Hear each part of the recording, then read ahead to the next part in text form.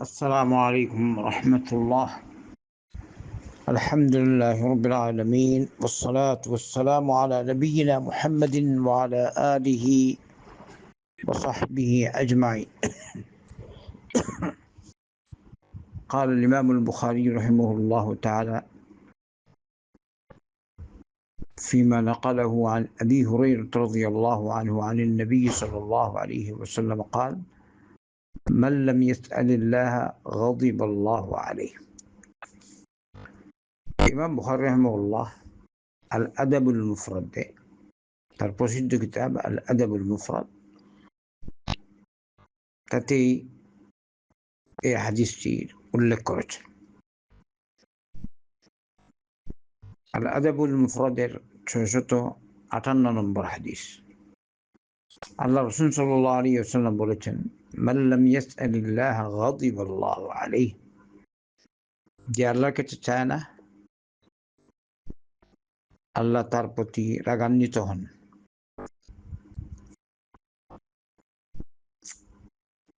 যে আল্লাহর কাছে চায় না আল্লাহর তার প্রতি রাগান্বিত।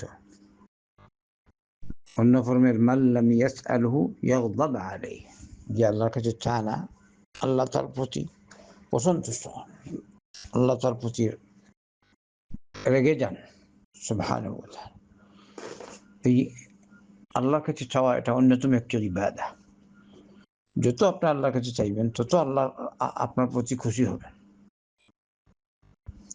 এটা ইবাদত। যেভাবে আল্লাহ রাসূল সাল্লাল্লাহু আলাইহি ওয়াসাল্লাম অন্য হাদিসে বলেছেন, ইযা সাআলতা ফাসআলিল্লাহ ওয়া ইযা ইসতাআনতা ফাস্তাইন বিল্লাহ। যখন তুমি চাও তখন আল্লাহরই কাছে চাইবে, আর যখন সাহায্য চাইবে আল্লাহর কাছে সাহায্য চাইবে। কিন্তু আপনি যদি আল্লাহর কাছে না চান তাহলে এই হাদিসে কি এসছে, আল্লাহ আপনার প্রতি অসন্তুষ্ট হবেন। ইন্না লিল্লাহি ওয়া ইন্না ইলাইহি রাজিউন। তাই এটা ওয়াজিব যে বান্দা আল্লাহর কাছে চাইবে, বেশি বেশি করে চান। আপনি পান বা না পান, বাহ্যিক আপনি দেখেন পাচ্ছেন না, তবুও চান। দুনিয়া আখিরাতের কল্যাণ চেয়ে চাইবেন। যে কোনো ছোট কিছু হোক, বড় কিছু হোক, যে কোনো বিষয় রবের কাছে চাইতে থাকবেন। এতে কি হবে, আপনার পজিশন আল্লাহর কাছে বাড়বে। এতে কি হবে, আল্লাহ আপনার প্রতি রহম করবেন। বাহ্যিক হয়তো আপনি দেখছেন যে জিনিস চাইলেন এটা পেলেন না, কিন্তু আল্লাহ রাব্বুল আলামিন তার রহম আর করমে এর মধ্যে হয়তো কোনো কল্যাণ আছে। যেভাবে প্রসিদ্ধ হাদিস আছে না, বান্দা যখন আল্লাহর কাছে চায় তার প্রতিটি দোয়াই আল্লাহ কবুল করেন, যদি সে আল্লাহ নাফরমানির কথা না চায়।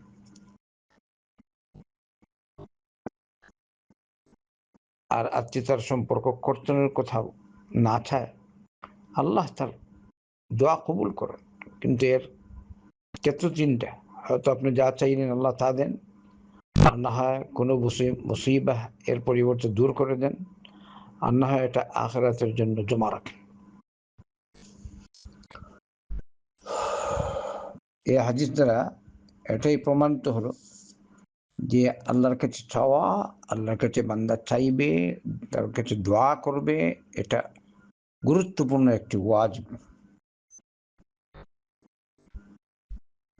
এর থেকে আরেকটা কথা প্রমাণ হলো যে বান্দা যদি আল্লাহর কাছে না চায় তার মানে বোঝা গেল সে অহংকার করছে, বড়ত্ব।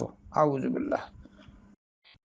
বলছে আমার আল্লাহর কাছে চাওয়ার দরকার নেই, এটা হলো ওয়াহাদা হারামুন ওয়া কুফরুন আযীমুন। এটা হারাম, কবিরা গুনাহ, কুফরি। তাই বেশি করে আল্লাহর কাছে চাইবেন। আল্লাহ দেখবেন কোরআনে কারিমে বলেছেন, উদউনি আস্তাজিব লাকুম, তোমরা আমার কাছে চাও আমি তোমাদের দোয়া কবুল করব। কত আয়াত আল্লাহ বলেছেন, হাদিসে কত ভাবে আল্লাহ পাক বলেছেন আপনি আল্লাহর কাছে চাইবেন। তো আল্লাহর কাছে চাইবেন না তো কার কাছে চাইবেন? যত বড়ই মুসিবত হোক, আল্লাহর রহমত থেকে নিরাশ হতে নেই। আল্লাহর রহমত থেকে নিরাশ হতে নেই। লা তাকনাতু মির রাহমাতিল্লাহ। আল্লাহ পাক নিজে বলেন, লা তাকনাতু মির রাহমাতিল্লাহ, তোমরা আল্লাহর রহমত থেকে নিরাশ হয় না।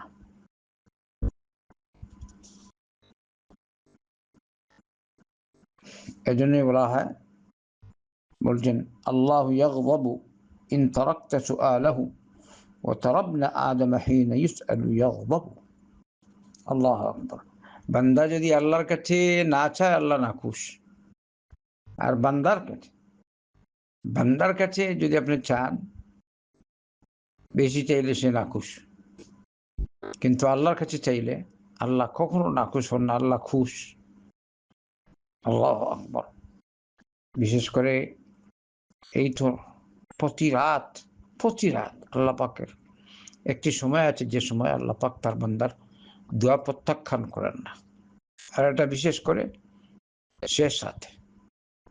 তো যেমন যারা ডিউটি করেন, কাজ করেন, সপ্তাহে ছুটি পান শুক্রবার, তখন সারা রাত তারা জাগেন। অনেকে আছে আল্লাহ এদেরকে হেদায়েত দান, সময় নষ্ট করে খেলতামশার মাধ্যমে, হয়তো তাস খেলে, পাতা খেলে, এই সেই করে সময় নষ্ট করে।